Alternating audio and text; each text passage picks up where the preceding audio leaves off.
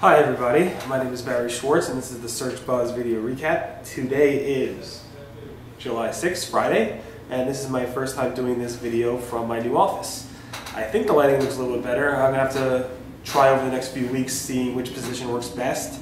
I tested some of the shades so there's no glare, but it seems to be pretty good. Anyway, hopefully the sound quality is not too echoey.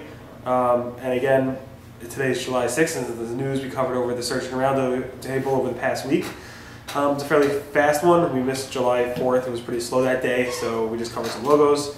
But let's get started. Like we do every month, basically publish a Google Webmaster report. This month there was very little going on in the Webmaster world thread. There were some people talking about some Google UK search updates, but I haven't seen much chatter about that since.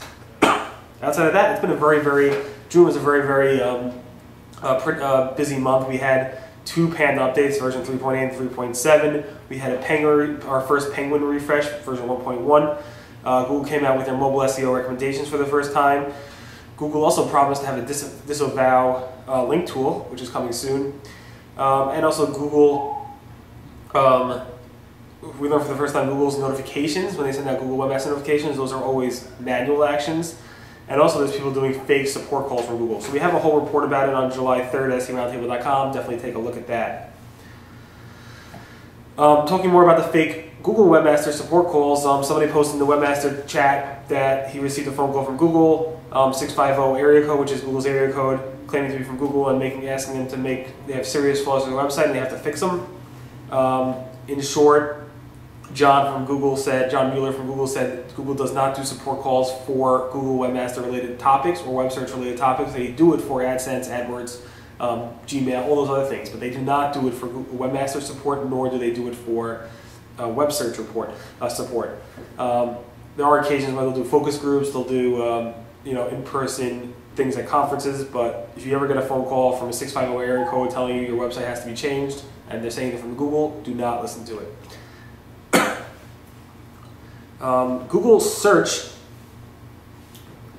by image. The Google search by image feature had added a bunch of features. One is they have better smart guesses, best guesses. So if you're searching for if you upload a picture of a flower, it actually not just tell you it's a flower, it will tell you what type of flower it is, often. Also, they actually added knowledge graph results for certain types of upload images. So you upload an image of me, it will show hopefully a knowledge graph.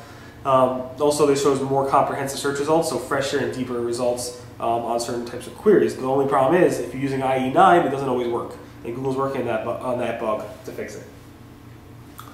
Google replaced shopping with a paid model, like we discussed a few weeks ago, and now Google started to actually test it. You can actually see this shopping results in the new location. Now it's at the top right, and SEOs tend to like this more because Google Shopping used to be in the actual organic results, pushing down organic listings. Now it's in the top right where the AdWords are, so it's actually pushing up, or there's no longer pushing down, the organic listings. So SEOs are tending to like this new layout better. I'm not sure if it will stick, but that's the way it is right now.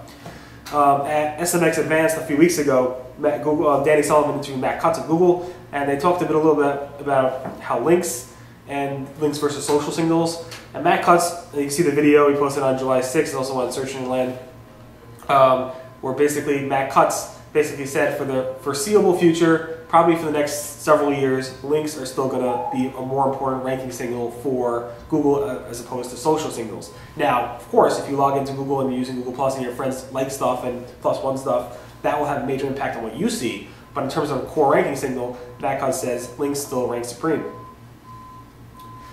Google basically said there is no such thing as a no-follow linking penalty. If you have too many no-follow links on your website, and you're doing hundreds or thousands of them, it's not going to penalize you for it. It's just not going to pass any value, so you don't have to worry about that. It does seem weird because I would think it's kind of like a red flag. Why are you doing so many no-follows? But Google says no. Bleco announced that they're updating their index. It's much more fresher. They want to update not the number of pages necessarily, not have a bigger index, but having a fresher index of what they have. And they already have a pretty big index, but what they're trying to do here is have a fresh index, which is like Google, like updated it within minutes. And the way Bleco actually went ahead and targeted this, they actually said it's to benefit SEOs updating the most recent SEO content and SEO tools and SEO data that you have there, which is interesting. And we talked about this before, how Bing and other search engines are trying to entice SEOs maybe to change market share. Not sure what that beeping is. Must be a truck outside. We also posted something that we cover pretty much every few years or so. Does Yahoo's directory listing have any value for sites anymore in the future? So that's the question people are asking. We posted a poll. We covered this several times. It costs obviously $2.99 per year to have a directory listing unless you're grandfathered in. And we have about 250 plus results so far of the poll. Most people, about 55% said no, doesn't have any value. 25% yes says it does, and 18% say they don't know. Google is shutting down iGoogle and some other properties. But the big news is Google shutting down iGoogle. I've never ever seen so many complaints in the Google forums before about Google pre-announcing a shutdown. Now, Google's not shutting down iGoogle for another 16 to 15 months. It's not happening for a really long time. Google said, we're going to shut it down, we'll give you a lot of time to transition, we're going to give you basically a year and a half to transition off of iGoogle to something else. Google said the reason they're transitioning off is because the need for iGoogle has eroded over time. There's things to replace it, such as apps and mobile apps and desktop apps. In short, the forum, Google users are revolting like crazy. I've never seen so many responses. So much so that Google actually responded today, or last night, basically saying, we know it's going to be hard. And he wrote, on behalf of the iGoogle team, I would like to thank you for all your feedback. We understand that it won't be easy, which is why we established a long sunset period. iGoogle will continue to be available for another 16 months. There are alternatives, blah, blah, blah, blah, blah. But basically Google's saying, we're getting rid of it, too bad, find something new. I wouldn't be surprised if somehow they came up with something within Google Plus to replace iGoogle, but we'll see. Finally, it was July 4th, 2 days ago. Happy July 4th to all those Americans, and Happy New Year, not New Year, Happy Independence Day.